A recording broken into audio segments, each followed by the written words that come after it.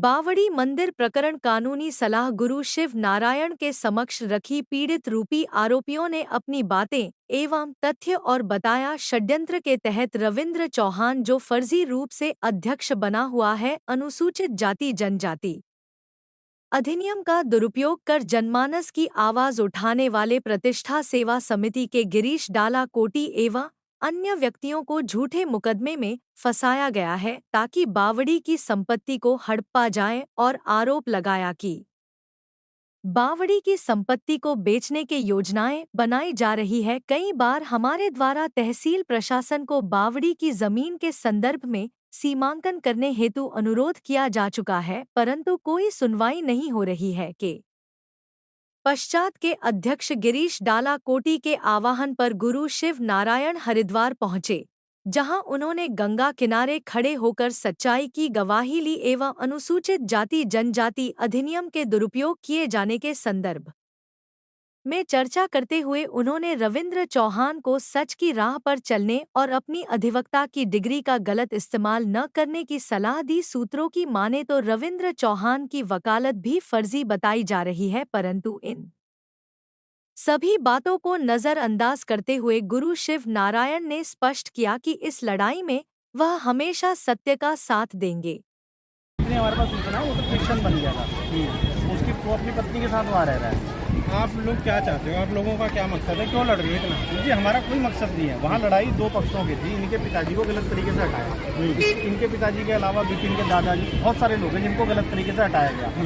वो रविंद्र चौहान ने हटाया नहीं हटाया, नरेश बहुगुणा जी हैं उन्होंने हटवाया। इनके अच्छा जो वही काम जो नरेश बहुगुणा जी पीछे से करते आ रहे थे वही काम रविंदर ने अपनी वर्तमान समिति में करे। किसी को पंजीकरण कराना है उसका फर्जी दस्तावेज लगा दिया, तो गलत तो दोनों है। फिर भी हमने कुछ नहीं करा। 11 तारीख को हमने मध्यस्थता करने की कोशिश करी, जो भारती जी ने हमें बुलाया था। ट्रस्ट का रोल तो इतना था कि ये प्रॉपर पूजा नहीं करवा रहे थे रविंदर जी वहाँ, जो इन्होंने पंडित रखा हुआ उसे कोई मंत्र नहीं आता। आप एक काम करो ना, आप एक लिस्ट बना दो, आप लोग क्या क्या चाहते हो।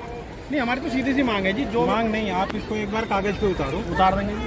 और अगर रविंदर जी ने ये FIR दर्ज कराई और मुझे सबूत मिला है तो फिर मेरी बर्दाश्त से बाहर है। बाकी रविंदर जी, मुझे पता चल रहा है कि रविंदर जी एक अच्छे आदमी है। मैं रविंदर जी को खुद कॉल करके बात कर लूँगा।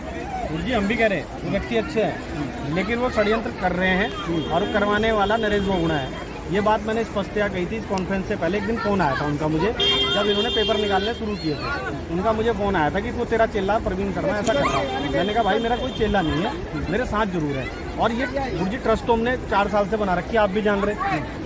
प्रवीण शर्मा ट्रस्टी भी है शुरू से। कभी ये मुद्दा हमने आपसे डिस्कस किया? ऑक्सीजन के लंगर के दौरान भी नहीं किया। नहीं, मुझे तो जब पता चला जब ये झूठी FIR कट गई और मैं अचानक से तो वही कह रहा ना, ये इसकी लड़ाई लड़ रहा था, हमारा कोई रोल नहीं था। जब भारती जी ने 11 तारीख को इन्हें मीडिएशन के लिए बुलाया, इनकी तरफ से कोई नहीं आया।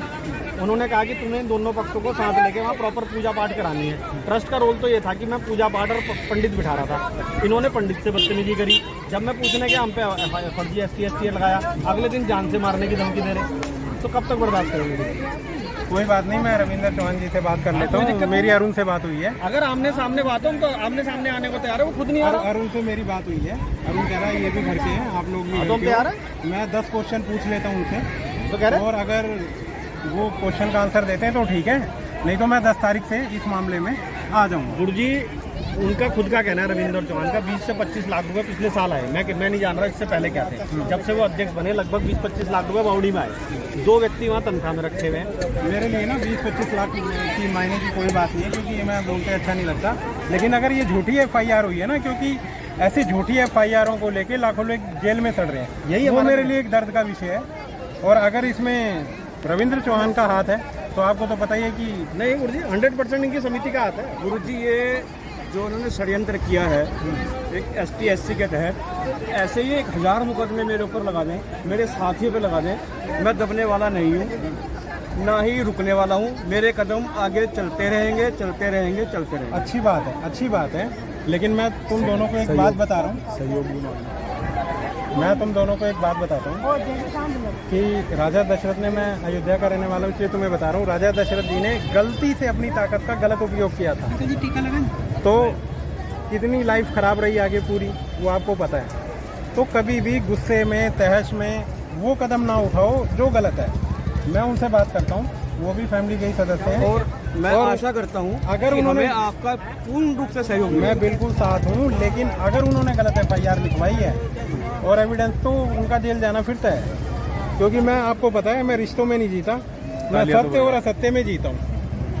मैं सत्य और असत्य में जीता हूँ। आपको पता है मैंने JD जैन साहब के लिए भी क्या किया था? 12 घंटे में आपने रिप्लाई दिया था। 12 घंटे में मैंने रिप्लाई दिया था ना, तो मुझे उसकी कोई दिक्कत नहीं है।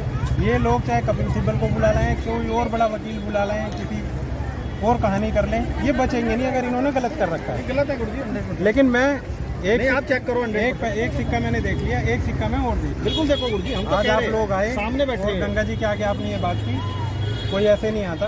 गुरुजी हम तो कह रहे हैं, ये सामने बैठे हैं। रविंद्र चौहान पहले भी बड़ा भाई था, आज भी है, लेकिन अगर वो गलत का साथ देगा तो मैंने खुद कहा था उसे बात, उसने कहा था अगर प्रवीण शर्मा, मैं रविंदर भाई को भी मैसेज देना चाहता हूँ आप सबके माध्यम से कि जो हमने शिक्षा ग्रहण करी, जो हम वकील हैं, हमने इसलिए नहीं करी कि हम झूठी FIR दर्ज कराएं, उसका गलत उपयोग करें, किसी की ज़िंदगी से खिलवाड़ करें।